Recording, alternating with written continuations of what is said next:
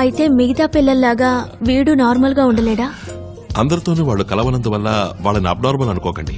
They can be extraordinary, out standing. అది వాళ్ళ ఒంటరితనం కాదు, అదే వాళ్ళ వ్యక్తిత్వం.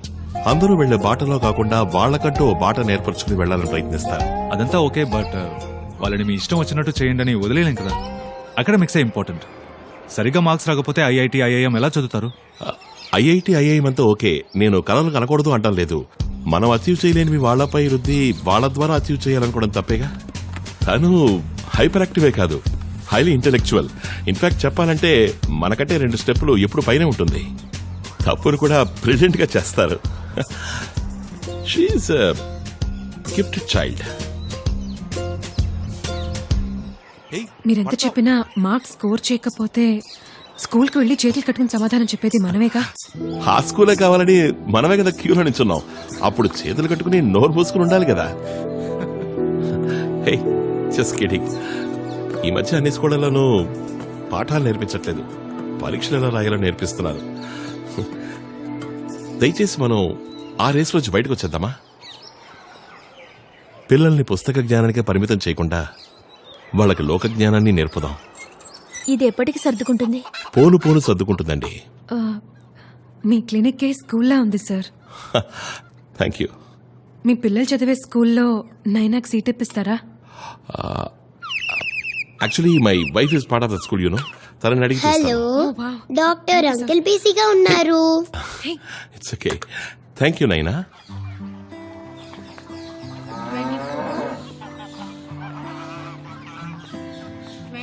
Hi Naveen. Hi Nayana, welcome. మీరు బయలుదేరండి, పిల్లల్ని నేను చూసుకుంటాను. ఇది స్కూల్లో ఉండదు అన్నారు, ఇక్కడ కూడా పిల్లల్ని శిక్షిస్తున్నారు. అది శిక్ష కాదండి, it's call super brain yoga. పిల్లలు బాగా చురుగ్గా ఉండడానికి, బాగా కాన్సన్ట్రేట్ చేయడానికి మేమిచ్చే ఒక చిన్న ఎక్సర్సైజ్. యూ డోంట్ వరీ, నేను చూసుకుంటాను. హే కిడ్స్, మీకు కొత్త ఫ్రెండ్స్ వచ్చారు, మీరు అక్కడికి వెళ్ళి కూర్చోండి. Okay children, 5, 4, 3, 2, 1, ready?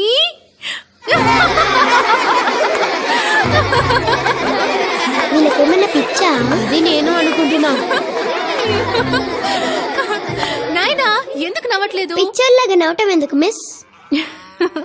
కాదమ్మా, మనం కడుపుబ్బా నవ్వడం వల్ల మన మజిల్స్ అన్ని రిలాక్స్ అయ్యి టెన్షన్ తగ్గి మనం పీస్ఫుల్ గా పాఠాన్ని బాగా వినగలుగుతాం. ఫారిన్ కంట్రీస్ లో స్టూడెంట్స్ అందరూ దీన్నే ఫాలో అవుతున్నారు.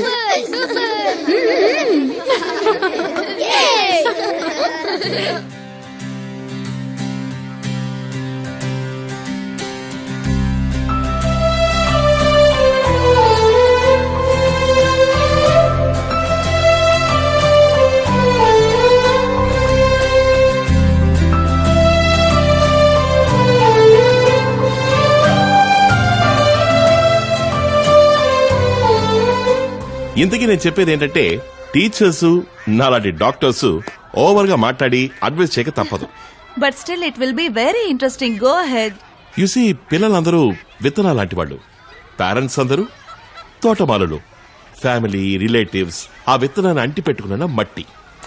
టీచర్స్ సూర్యకాంతి లాంటి వాళ్ళు. ఫ్రెండ్స్ వాటర్ లాంటి వాళ్ళు. ఇక థెరపిస్ట్ ని, డాక్టర్స్ ని అగ్రికల్చరల్ ఆఫీసర్స్ అనొచ్చు. డాక్టర్స్ ఇచ్చే అన్ని థెరపీల కంటే ఫ్యామిలీ థెరపీయే బెస్ట్. పిల్లలతో గడిపే పేరెంట్స్ వల్ల మాత్రమే ADHDని కంట్రోల్ చేయడం వీలవుతుంది. నేను పేరెంట్స్ అని మీన్ చేసింది అమ్మా నాన్నలు ఇద్దరిని. Dads also. But mothers are the best therapist. ఇలారా, సూపర్. కామాక్షి ఎంత స్మార్ట్ గా ఉందో, మిమ్మల్ని చూస్తుంటే నాకు అసూయగా ఉంది. అసలు ఏం ఫాలో అవుతున్నారు? నేను ప్రెగ్నెంట్ గా ఉన్నప్పుడు ఒక మంచి విషయాన్ని ఫాలో అయ్యాను.